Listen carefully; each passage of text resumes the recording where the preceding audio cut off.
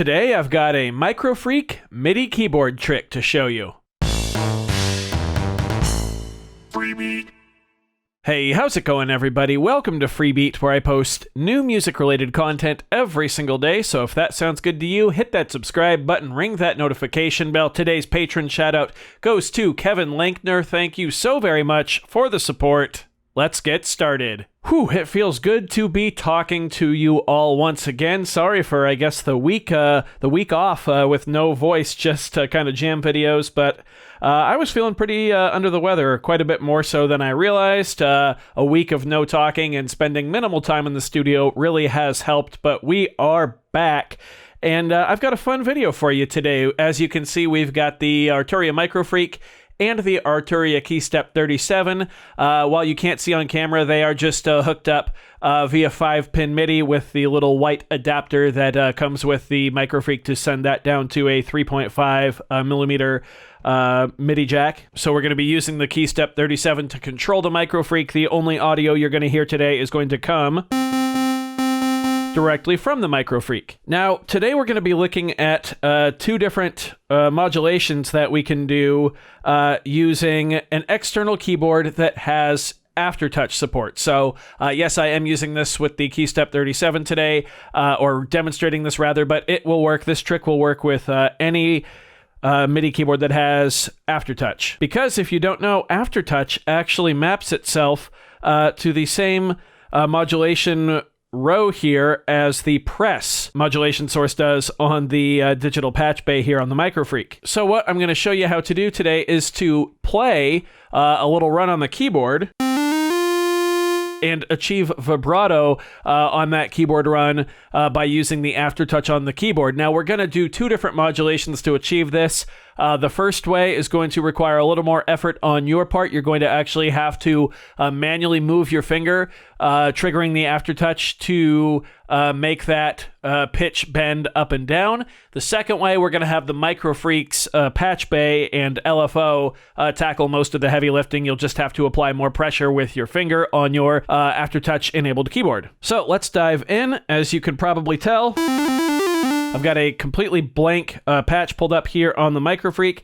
Let's dive in to the mod matrix here. We're going to go straight down to the press row, and then we are going to go to the pitch column, because the press, which on the Microfreak is the amount of finger you have on the key, again, is the same as the aftertouch send from your controller. So on the KeyStep 37's case, it's basically the amount of pressure applied after the initial hit of the note.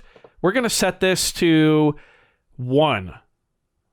Okay, we're just going to click it in. So have a listen. I'm going to hold down this E right here, and then I'm going to start applying more pressure, and you should be able to hear the pitch go up.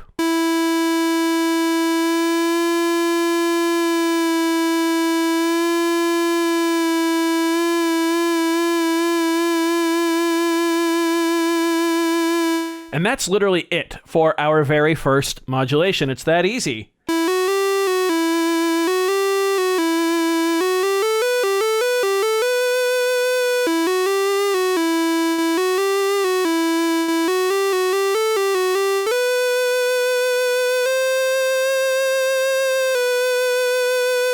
Just like that. Super easy. Of course, then we can play with our other parameters here. We can change our oscillator type and play with our wave, timbre, and shape knobs.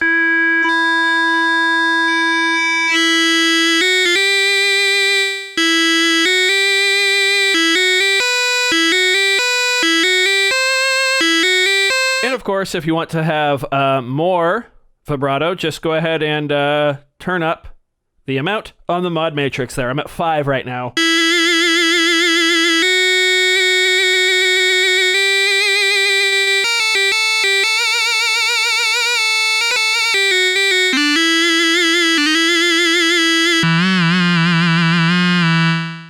Your mileage may vary, of course. You will have to play around a bit with your technique. I kind of like it, though. It's pretty fun to actually have control physically and feel like you're physically in control of the amount of vibrato. You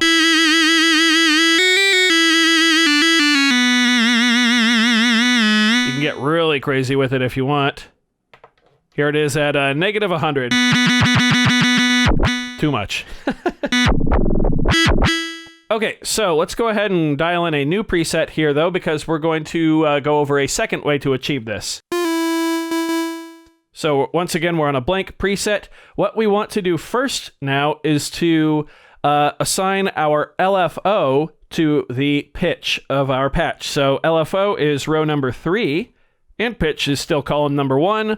I'm just going to go down to a value of -1 here. As you can hear, the LFO is constantly going. Just like that. Now, the second step here is really going to take advantage of the Microfreak's digital patch bay and the power that it has. So we are going to go ahead and assign this destination right here, the LFO amount controlling the pitch, to a custom slot. So we're actually going to modulate a modulation. So I'm going to come up to the top here. Whoops, you can't even see that. I'm going to come up to the top and hold down the Assign 1 button. That's a custom modulation slot. We're going to hold that down, and then we're going to actually scroll over to the LFO and pitch light right there and click it in. So now, if we hold down Assign 1, that slot is the amount that the LFO is affecting the pitch, which is so cool. So now that that's saved as a destination, we can actually control that with a separate parameter. If you guessed it's going to be press, congratulations, you're right. So we are going to go ahead and select press, the press row, and assign 1 on the column. So right there, we're going to click that in. Right now we're setting it up so that the more we press down the key, the more the LFO is actually going to affect the pitch, which is so freaking cool. Let's just set it to 10 for starters here, and then we'll dial it in from there. So 10. Okay, here we go.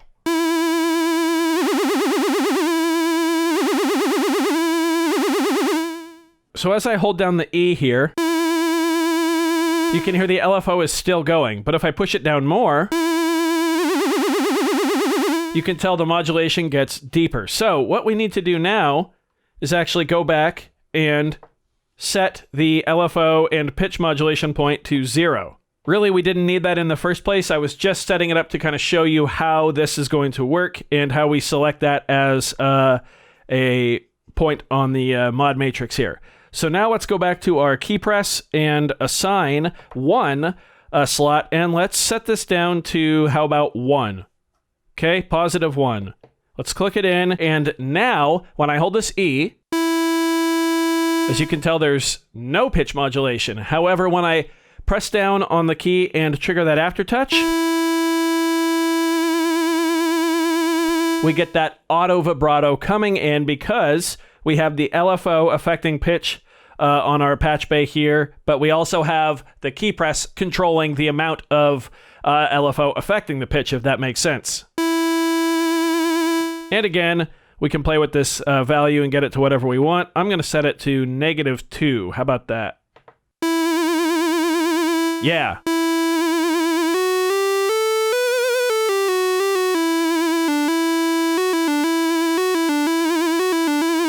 Now that might be a bit much, actually. Go -1. And if you want less, of course, we can just turn down the speed of the LFO, the rate.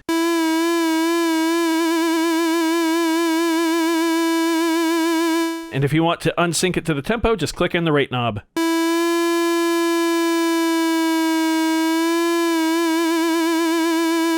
From here, feel free to develop the rest of the patch as you see fit.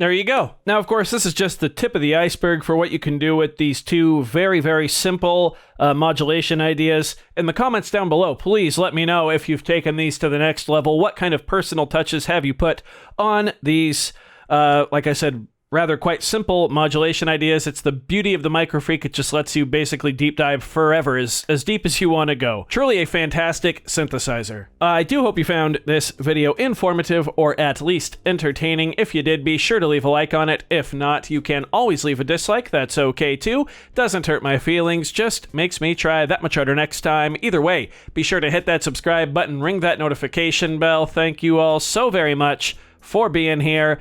Thanks for watching. We'll see you next time. Bye.